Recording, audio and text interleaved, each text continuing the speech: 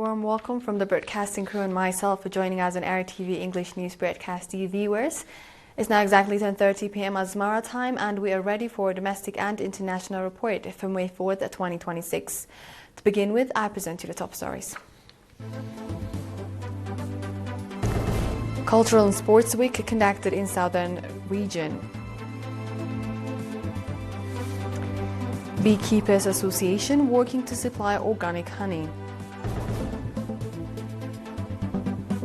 In our international, Cuba condemns new US sanctions as illegal and abusive. And Trump says he will hike tariffs on EU cars to 25%. Welcome again. In our domestic news, a cultural and sports week was conducted in Mandafera at the southern region level from 1 to 3 May under the theme Students' Cultural and Sports Festival for National Cohesion. The program, in which students from junior and high schools from the 12 sub-zones of the region took part, included football, basketball, volleyball, as well as general knowledge, drama, painting, music, poetry, debating, innovation, and creativity competitions. Mr. Belainer Hussein, one of the coordinators of the program, said that beyond enabling students to identify their talents and exchange experiences with one another, the program has a significant contribution in reflecting their national unity and harmony. Mr. Georgis Dingil, head of administration and finance in Mandafera subzone, said that the Students' Week, which is organized every year in connection with the Independence Day anniversary, has a significant contribution in enabling students to acquaint themselves with neighboring areas in the region. In related news, the Students' Cultural and Sports Week in the Northern Red Sea region began on 2nd May at a ceremony organized at Walet Martyrs Cemetery in Massawa, featuring cultural and artistic performances. At the event, Mr. Ibrahim Ali Sheikh, chairman of the Regional Assembly, lit a torch announcing the beginning of the event. Mr. Mohammed Abdullah, head of Culture, Sports and Health at the Ministry of Education branch in the region, said that the Cultural and Sports Week, in which over 500 students from junior and high schools are participating, is organized every year in connection with the Independence Day anniversary. He also said that the program will have a significant contribution in teaching students about their national values and adding color to the Independence Anniversary festivities. The program, which will continue until May 6th, will include dancing, poetry, drama, songs, as well as educational competitions. Noting the significance of the program in enabling students to exchange experiences and acquaint themselves with one another, Mr. Haila Asfaha, administrator of Massawa City, called for reinforced participation. In another news, the Beekeepers Association in the Central region reported that it's exerting strong effort to supply the market with safe and clean organic honey. The report was made by Mr. Habtab Gahad, chairman of the association.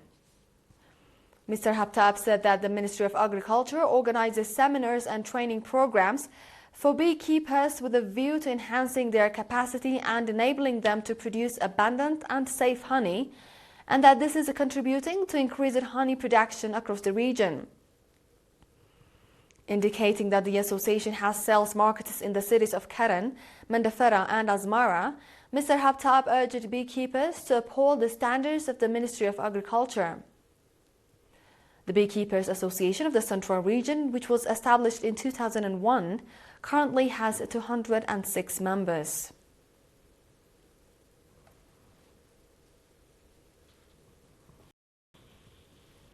Do stay tuned, dear viewers, for our international report after the short break.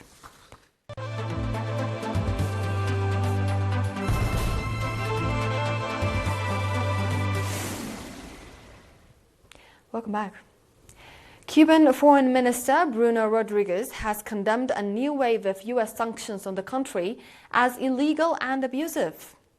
An executive order signed by US President Donald Trump targets officials in the energy, defense, financial or security sectors of Cuba's economy, as well as those he alleged to have committed human rights abuses or corruption. The order comes as protesters marking International Workers' Day marched outside the U.S. Embassy in Havana, denouncing a U.S. blockade of oil to Cuba that has caused widespread blackouts and fuel shortages. Cuban Foreign Minister said the unilateral coercive measures violated the United Nations Charter, adding they aim to impose collective punishment against the Cuban people. Trump's latest moves to build pressure on the country's economy come despite Cuban President Miguel Diaz-Canel confirming in March that Cuba was negotiating with the U.S. over relations between the two countries.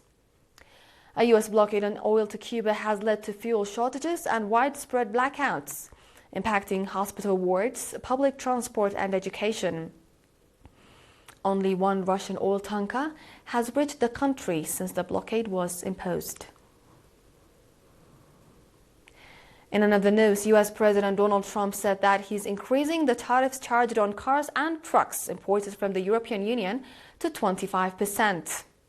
The U.S. president accused the EU of not complying with the fully agreed trade deal in a post on Truth Social, but did not explain how. The European Commission said the EU was adhering to its commitments, but was also seeking clarity from the U.S. around its commitments and said that it will keep its options open to protect EU interests. The move comes less than a year after the EU and the US agreed a deal in Scotland, which sets levies on most European goods at 15%. That marked a reprieve for the EU from the 30% tariffs Trump had threatened to impose. In exchange, Europe agreed to invest in the US and make changes expected to boost US exports. However, in the following months, tensions mounted over President Trump's threat to annex Greenland. In January, the European Parliament suspended the approval of the trade deal.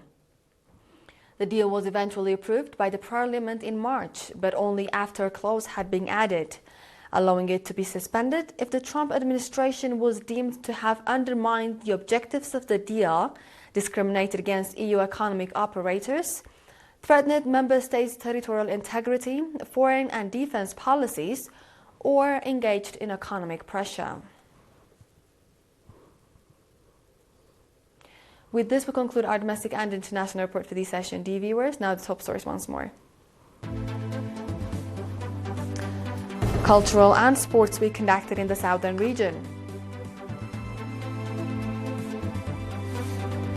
Beekeepers Association working to supply organic honey. Cuba condemns new U.S. sanctions as illegal and abusive. And Trump says he will hike tariffs on EU cars to 25%.